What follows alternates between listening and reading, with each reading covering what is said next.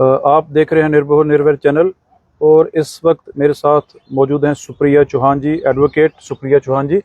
और सुप्रिया चौहान जी, ये जो नए कानून जो लागू होने वाले हैं जी, तो उसके बारे में बताइए कि मतलब कि ये नए कानून क्या हैं और इसका क्या असर पड़ेगा। क्या जो ओल्ड कानून है, पुराने कानून हैं, क्या उसमें बदलाव हुआ है? बिल्कुल। जी। हाँ जी, आपका शुक्रिया। मुझे लगता है बहुत ज़रूरी है, हमारी आम आवाम को इस बारे में पता होना बहुत ज़रूरी है कि उनको कौन से कानून है जो गवर्न करेंगे। जी। क्योंकि आपको पता है कि सारा जो कानून है, जो क्रिमिनल लॉज हैं, जी। ये ह्यूमंस से रिलेटेड होते हैं। जी। ह्यूमंस पे जुर्म होना और ह्यूमंस के खिलाफ जुर्म होना और ह्यूमंस जिन्होंने जुर्म किया होता है, क्योंकि इनमें एनिमल्स नहीं है। वरना अगर आप देखेंगे पुराने जमाने में ऐसा होता था, जब किंग को रूलर माना जाता था, और एक वक्त वो भी था जब डिवाइन रूलर था, फिर किंग रूलर आया। तो उस वक्त अगर एक गाय, भैंस, बकरी, कोई भी जानवर अगर किसी को नुकसान पहुंचा देता था, तो उस वक्त क्या कहा जाता था कि eye for eye, hand for hand, toe for toe. अगर किसी जानवर ने अपने सींग से किसी को मारा तो उसका सींग कटवा दिया जाता था, उसको सजा के लिए, ताकि अगली बार ये माना जाता था कि जानवर में इमोशंस होती हैं। देखें, human is an animal with mind, ठीक है। सोशल एनिमल कहा जाता है जिसको दिमाग है, जिसको सोचने की, बोलने की क्षमता होती है। सो उस वक्त पर जानवरों को भी प्रोन किया जाता था लॉज में कि जानवर ने किया तो जानवर करो। आहिस्ता आहिस्ता जब लॉ इवॉल्व हुआ तो सबको पता चला कि नहीं, किसकी जुरिस्डिक्शन कहाँ रखनी है। और आप देखेंगे कि अंग्रेजों के जमाने में हमारे क्रिमिनल लॉज बने। देखें, जो क्रिमिनल लॉ होता है ना, एक वो होता है प्रोसीजरल, एक होता है सब्सटैंटिव। प्रोसीजरल का मतलब है बताएंगे कि जुर्म कौन कौन है। जैसे मर्डर डेफिनेशन होती है, रेप डेफिनेशन होती है, थेफ्ट डेफिनेशन होती है, किडनैपिंग डेफिनेशन होती है, हाउस ट्रेसपासिंग, किसी के घर आप बिना बोले चले गए, किसी की सरहद क्रॉस कर ली। तो वो जो जितने जुर्म है, अलग अलग किस्म के एक चैप्टर्स हैं जुर्मों के, वो एक कोड में रखे जाते हैं, उनको सबको कोडिफाई किया जाता है। आप देखेंगे ये कोडिफाई लॉ हुआ कि सबको, हर एक इंसान को जो ये सारे ऑफेंसेस हैं लागू होंगे, माइनस सम एक्सेप्शन। जैसे फोर्सेस जो हैं उनकी अपनी एक्ट होती है, अगर वो चाहें अपने आप को इस लॉ से प्रोन करना चाहते हैं, या वो अपने आप को किसी और लॉ को, अपने फोर्सेस के लॉ को गवर्न करना चाहते हैं। आपको पता है मार्शल लॉ होता है, या वो आम जो यहाँ के लॉज हैं इनको होगा।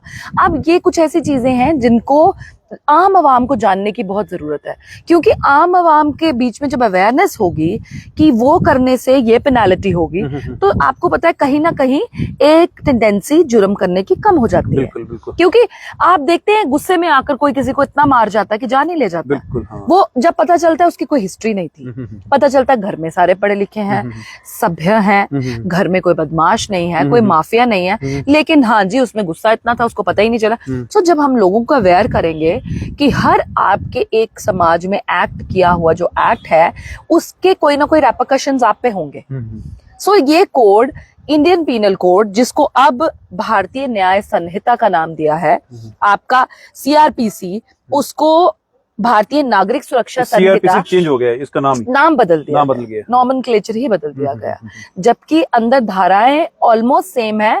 कुछ रिपील हुई हैं जिनकी जरूरत नहीं थी, और कुछ बदलाव है जो मैं आपको जरूर बताऊंगी अपने आवाम को कि उनको पता होना चाहिए। और एक इंडियन एविडेंस एक्ट था, उसका नाम दे दिया गया भारतीय साक्ष्य अधिनियम, कि जो दिखता है उसके बेसिस पर आप लोगों को क्रिमिनली उनकी क्रिमिनलिटी को प्रूव करो, और कोर्ट्स उनके खिलाफ चलेंगे, पुलिस उनके खिलाफ कार्रवाई करेगी। अब बात यह है कि इसमें कुछ चीजें, देखें, change is the law of nature, हर चीज है ना, चेंज लानी पड़ती है, लेकिन सबसे worst hit profession is advocacy का। अब देखिए 2019 में हमारे यहाँ पर भारतीय सारे कानून, सेंट्रल लॉज एप्लीकेबल हो गए, हमारी लाइब्रेरीज वहां बदल गई। अब ये नए कोड 3 बदल गए, किताबें बदलेंगी, लाइब्रेरी बदलेंगी, लेकिन मुझे ये लगता है कि हर बार डेवलपमेंट किसी ना किसी के सेक्रीफाइस पर चलती है।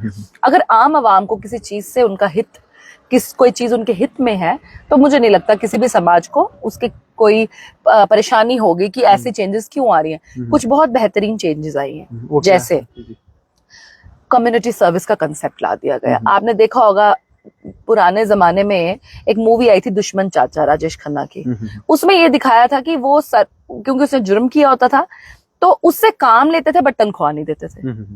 सो वो काम भी उनको करके देता था। अब उन्हीं के बंदे को उसने मारा हुआ था, उन्हीं की काम करवाते थे, और वो उसको चाचा भी बोलते थे और दुश्मन भी कहते थे, क्योंकि दुश्मन इसलिए था क्योंकि मारा हुआ था, जुर्म किया था, चाचा इसलिए क्योंकि हेल्प करता था।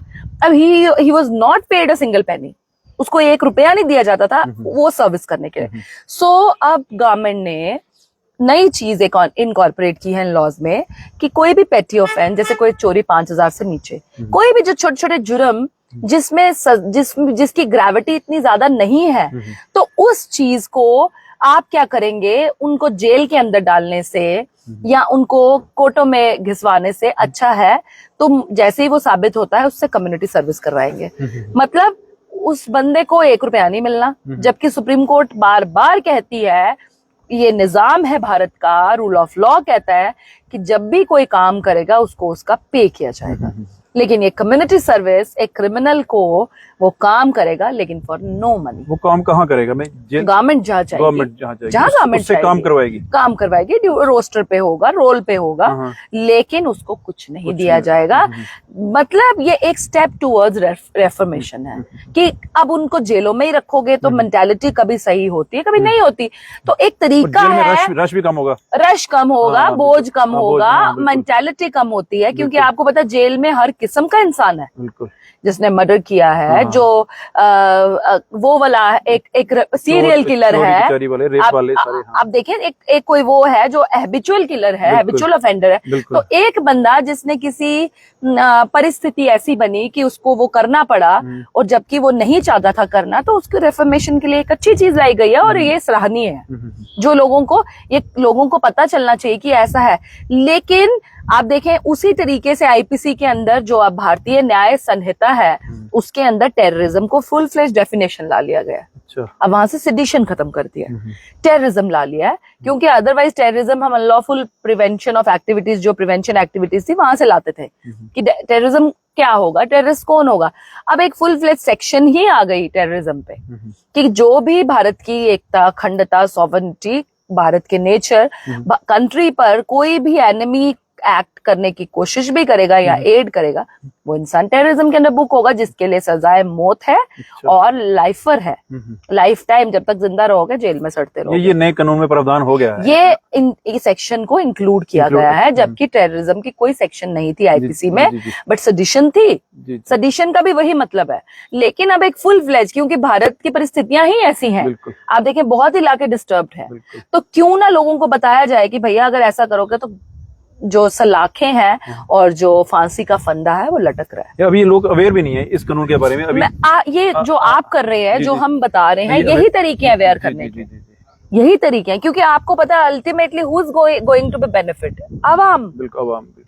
आवाम या तो जुर्म नहीं करेगी, और अगर जुर्म कहीं पर किसी में करने की टेंडेंसी है तो उसको वो पीछे खींचेगी। लोग फ्री होके घूमेंगे रात को 11 बजे 12 बजे, एब्सोल्युटली क्राइम कम होगा। जो जिस वर्ल्ड में, जिस सोसाइटी में क्राइम कम होता है, वहां तरक्की, बेहतरी और खुशियां होती हैं। जहां क्राइम सबसे ज्यादा है, आप खुद देखेंगे अभी पीछे जो भी परिस्थितियां बनी हुई हैं, सब लोग डर जाते हैं। बिल्कुल। जहाँ भी खौफ का माहौल, 4 दिन जो हमले हुए, फिर भी जहाँ भी खौफ का माहौल है, लेकिन हमारा समाज ऐसा है, हमारा समाज इन शरारती तत्वों को कोई जगह नहीं देता।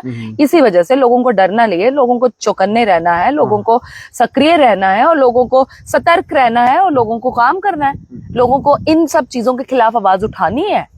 आप देखें जहां आपको पुलिस की सपोर्ट चाहिए वहां वो करनी, लेकिन ये कोड्स जो हैं, ये जो प्रोसीजर कोड है, ये जो क्रिमिनल, क्योंकि एक कोड बताता है कि जुर्म ये होता है, सजा ये होगी, दूसरा कोड ये बताता है कि उस जुर्म को निकालना कैसे है, जहां पर पुलिस का रोल होता है। अब इसके बीच में इन्होंने एक नया कॉन्सेप्ट, क्योंकि अब आप देखें कोविड पैंडेमिक के बाद भी और अब भी भारत का एक प्रयत्न है कि हम डिजिटल इंडिया की तरफ जाएं, तो अब FIR, क्योंकि आप हाजी जी आए दिन सुनते हैं बड़े से बड़ा क्राइम सीसीटीवी फुटेज अनर्थ करती है, बड़े से बड़ा क्राइम एक मोबाइल रिकॉर्डिंग अनर्थ करती है, एक बड़े से बड़ी परेशानी है, किसी ने फुटेज रिकॉर्ड की होती है, FIR लगती है। सो अब ये कानून जो हमारा नया भारतीय नागरिक सुरक्षा संहिता है, ये CRPC बोलता है कि अब अगर किसी थानेदार को कोई FIR जो है in the form of WhatsApp text आती है, डिजिटल टेक्स्ट आती है, ईमेल आती है, ही इज ड्यूटी बाउंड, उसका दायित्व है कि वो उसको FIR में कन्वर्ट करे, प्रोवाइडेड जो मैसेज करने वाला है जिसने किसी क्राइम की इंफॉर्मेशन दी है उसको 3 दिन के अंदर रिटर्न में देने जाना है थानेदार को। अच्छा, रिटर्न में देना भी है? बिल्कुल देना है। कि आप देखिए फिर तो आप किसी भी प्रोसेस को भी यूज करेंगे ना, फिर आपको घर में किसी के साथ लड़ाई होगी, आप 1 मिनट में थानेदार का नंबर रखेंगे और उसको व्हाट्सएप टेक्स्ट कर देंगे और FIR लगवा लेंगे। आपकी FIR, आपकी complaint will be taken into cognizance provided आप उन 3 दिनों के विद इन वहां जाकर उनको पूरा नरेट करते हो, रिटर्न में देते हो और बताते हो कि ये मैं हूँ, ये कोई नाम राहुल है और पीछे तो बंदा ही नहीं है। तो जब इस तरीके के, आपको पता जो वर्चुअल वर्ल्ड है वहां चेहरा कोई और है और पीछे से ऑपरेट कोई और करता है, तो इसीलिए ताकि वो चीजें अब्यूज ना हो, उन चीजों को प्रोटेक्ट करने के लिए अगर कहीं पर लोगों को, आम आवाम को कोई राहत दी है तो वही ना शायद साथ उनको उस हक के साथ एक ड्यूटी भी दी गई है कि आपने 3 दिन के अंदर FIR को दर्ज करवाना है, रिटर्न कंप्लेंट देनी है, ताकि वो जो आपकी वैरासिटी है, जो आपके कहने की ताकत है, जो आपका एक, मैं कहूंगी कि आपकी जो ईमानदारी है और जो आपकी जेन्युइननेस है वो उस रिटर्न कंप्लेंट से पता चल जाएगी। सो ये डिजिटल मीडिया को लिया गया है। उसके बाद इन्होंने इंडियन एविडेंस एक्ट के अंदर जो भारतीय साक्ष्य अधिनियम है उसमें इन्होंने ये प्रोविजन लाया है कि अब अगर कोई ऐसी चीज जो in the form of digital media हो, क्या वो रिकॉर्डिंग्स हो, क्या ऑडियो रिकॉर्डिंग्स हो, क्या वो कुछ भी कोई टेक्स्ट हो, मेल्स हो, जो जिनका कोई रिश्ता है जुर्म जहां हुआ है उसके साथ, तो उसको आपने बिना वेटेज के नहीं जाने देना, आपने उसको कंसिडर करना है। मतलब एक थानेदार के पास, एक पुलिस वाले के पास, एक कोई सपोज किसी ABC के घर पर कोई वायलेंस हो रहा है और किसी ने ये वीडियो बना ली है, वो थानेदार के पास जाता है और उसको CCTV फुटेज दिखाते हैं, ये वीडियो दिखाता है कि आप सर ये फलाने बंदे पे हो रहा है, वो कहे नहीं जी जाओ पहले कोर्ट से ऑर्डर कराओ फलानी जगह। Now he is bound to take cognizance.